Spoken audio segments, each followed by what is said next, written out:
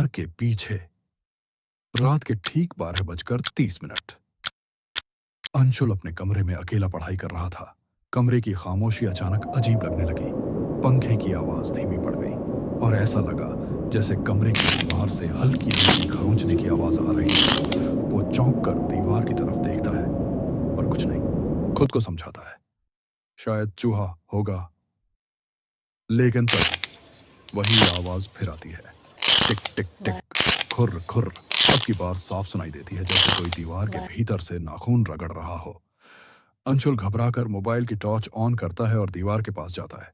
वो हाथ रखता है, दीवार ठंडी है, पर जैसे ही कान लगाता है अंदर से एक धीमी टूटी फूटी आवाज आती है, मुझे बाहर निकालो। अंशुल का दिल तेज धड़कने लगता है। वो पीछे हटता है। तभी अचानक दीवार पर एक हल्की दरार नजर आती है जो धीरे धीरे बड़ी होने लगती है।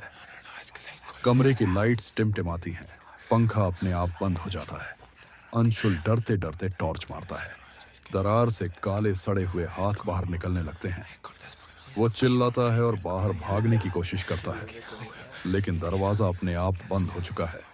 कमरा अब बाहर से बंद है। दीवार से वही खरोंच की आवाज और तेज होती है और अब उसमें कराहने की चीखें भी शामिल हो जाती हैं। तूने हमें जगाया है।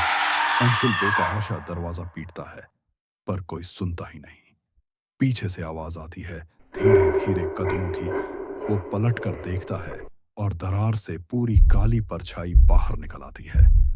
उसका चेहरा नहीं है, सिर्फ दो लाल चमकती आंखें। वो अंशुल के पास झुककर फुसफुसाती है, अब तू भी हमारे साथ रहेगा। दीवार के पीछे अंशुल कांपते हुए पीछे हटता है, लेकिन अचानक उसके पैरों को ठंडी उंगलियां पकड़ लेती हैं। वो चिल्लाता है, लेकिन आवाज उसके गले में ही फंस जाती है। दीवार अब पूरी तरह खुल चुकी है। अंदर अंधेरा है और सैकड़ों आंखें उसमें चमक रही हैं। वो हाथ अंशुल को खींचने लगते हैं। उसकी चीख पूरे कमरे में गूंजती है, बचाओ, कोई है? अगली सुबह कमरा एकदम सामान्य है। दीवार पर कोई दरार नहीं, सब वैसा ही है, लेकिन अंशुल कहीं नहीं है।